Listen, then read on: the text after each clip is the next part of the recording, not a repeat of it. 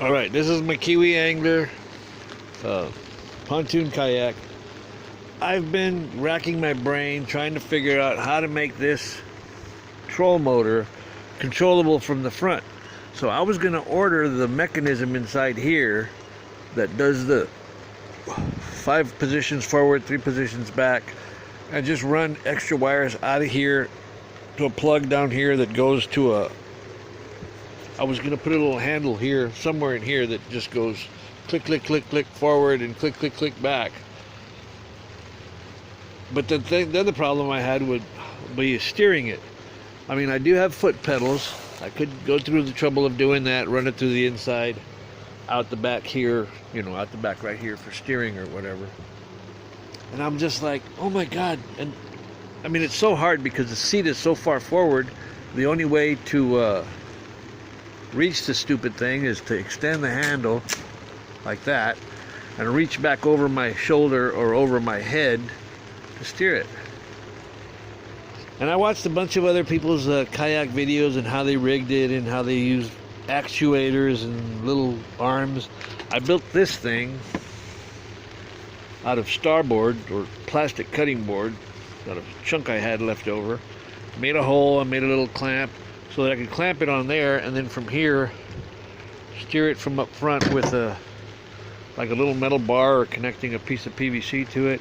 I even made this stupid thing that I'll stick onto this, and when I twist this big thick rubber hose, when I twist this rubber hose like this, the only problem is when I try to steer, then this stupid rubber hose is going to be sticking on the seat.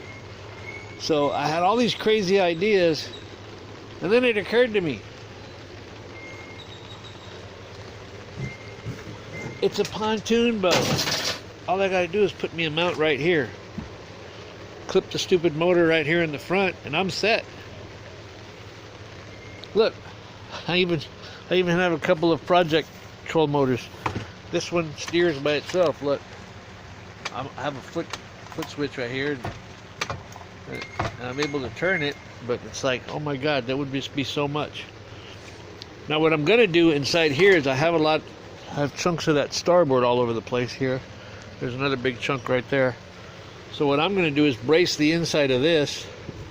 Like this thing here has a block of starboard inside here. This one's got a block underneath there. I'm gonna put a Scotty mount somewhere in here, and it's gonna have a little block of starboard and plastic cutting board. I elevated my seat with a chunk of plastic or starboard over there. That was I have a video on it.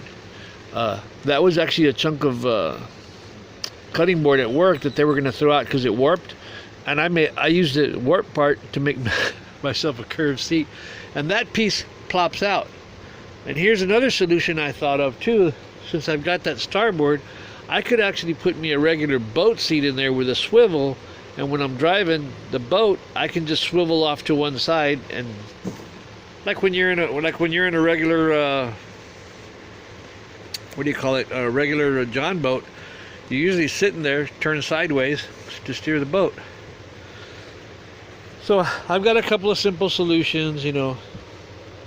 Put a mount up here. Actually, I was thinking about making it with, what do they call those nuts, the ones that are underneath? Well, actually, I could use, because with that starboard stuff, it works just like woodworking. So what I can do is put one under there with those threaded nuts that stick up from the bottom, and then just use what do you call them, T-nuts to tighten down my clamp. And when I'm not using it, I take it off, and I'll just have 2 small holes there that I could probably just actually I don't even think the water can go through them. I could just fill the inside of them with silicone.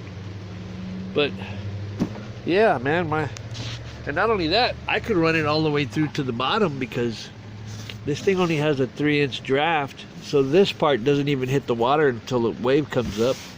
So I could actually support it from top to bottom with 2 angle pieces like that will have all of this and all of this to support it.